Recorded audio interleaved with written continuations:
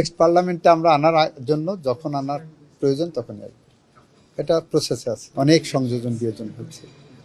আমরা অনেক কিছু রেখেছিলাম না, রিকমেন্ডেশনের বেসিসে রেখেছি। আমরা জাতির সামনে গত প্রথম অধিবেশনে, ত্রয়োদশ সংসদের প্রথম অধিবেশনে জাতির সামনে বলেছিলাম গুম প্রতিকার এবং প্রতিরোধ আইনের উপরে আরও বেশি কাজ করে আমরা বাজেট সেশনের পরের অধিবেশনেই এই পার্লামেন্টে নতুন আইন আনব। আমরা বলেছিলাম মানবাধিকার কমিশন সংক্রান্ত বিষয়ে আরও যাচাই বাছাই করে বাজেট অধিবেশনের পরের অধিবেশনে আমরা আনব। এগুলো আমরা 3-4টা সেশনে কনসালটেশন করে ফাইনাল স্টেজ করে আমরা এখন সচিব কমিটির সভাও শেষ করেছে এই আইনের উপরে। এরপরে ক্যাবিনেটে যাবে, আশা করছি নেক্সট ক্যাবিনেট মিটিং না হলেও তারপর পরের ক্যাবিনেট মিটিংয়ে যাবে, বাট নেক্সট সেশনে এটা আমরা আনবো, এ বিষয়ে আমরা কাজ করছি।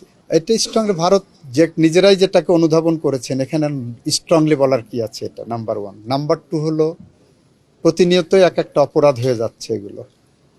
তো এই সংক্রান্ত বিষয়ে আইনি যে পদক্ষেপ আছে সেটা আমরা যাচাই বাছাই করে যথাসময় নেওয়া হবে। এখানে নতুন করে জোর দেওয়া তাগিদ দেওয়ার কিছু নাই, এটা ওপেন সিক্রেট। একজন মৃত্যুদণ্ডপ্রাপ্ত আসামি কি করতে পারেন কি পারেন না, সে কোথায় আছেন, সে রাষ্ট্রের দায়িত্ব কি, এটা ইন্ডিয়ান সাবকন্টিনেন্টে আমাদের তো কমন ল সিস্টেম আছে। ওনাদের যে পেনাল কোডের, আমাদের পেনাল কোড, ওনাদের সিআরপিসি আমাদের সিআরপিসি মোর অর লেস কাছাকাছি। তো সেখানে কি করতে হবে সেটা আমাদের থেকে ওনারা ভালো জানেন, আর আমাদের জায়গা থেকে আমাদের যা করণীয় আমরা সেটা করছি।